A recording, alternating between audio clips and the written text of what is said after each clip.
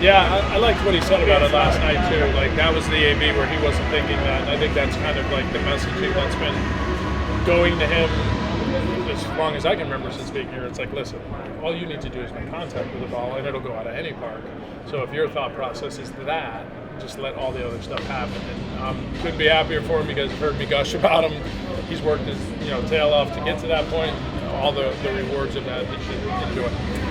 You mentioned that throughout the season that they usually happen when you're not trying to make it happen. Is there a point in the season where you saw it kind of click for him? Click for him? No, I think it was just a gradual process. He got off to a slow start, obviously, and that was just the tendency of trying to do too much maybe over the winter and coming into spring training, building off of what he did last year. Tori and I had a conversation in the dugout last night about that too. Like, I don't think anybody, maybe the rare occasion where somebody goes up to the plate, 3-0 count, you're gonna try to leave the yard and actually do it. And guys like Joe now know that. With him hitting his 30th, the Angels now are the first team to have a pair of teammates have 30 or more home runs. What do you think about you guys being the first team there? Yeah, it's quite an accomplishment, and the two guys that did it obviously deserve all the accolades because, again, they're two of my favorites in terms of the amount of work that went into it, how they got to this point.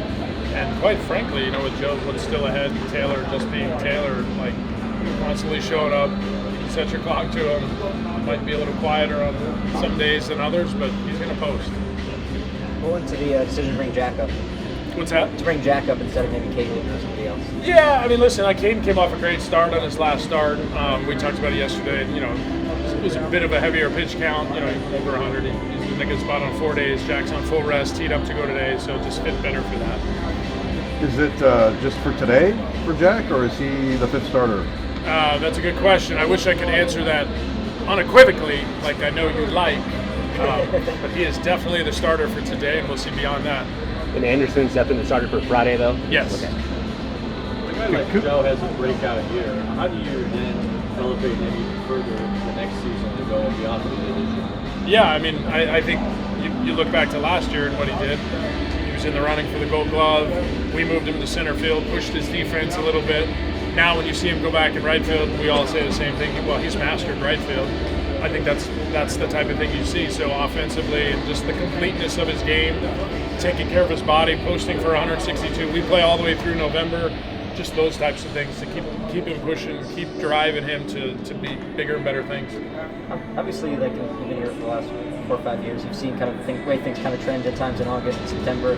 How important is it to make sure you guys don't kind of go down that path here this year? It's huge, Sam. We've been talking about it for the last few weeks, just in the sense that everybody we're going to play in this coming month, and obviously we're not eliminated either, but we can dictate, we can control some of the seedings, we can control some of the participants, and I'm going to say this, and I've said it over the course of the season, we're going to be playing in those situations.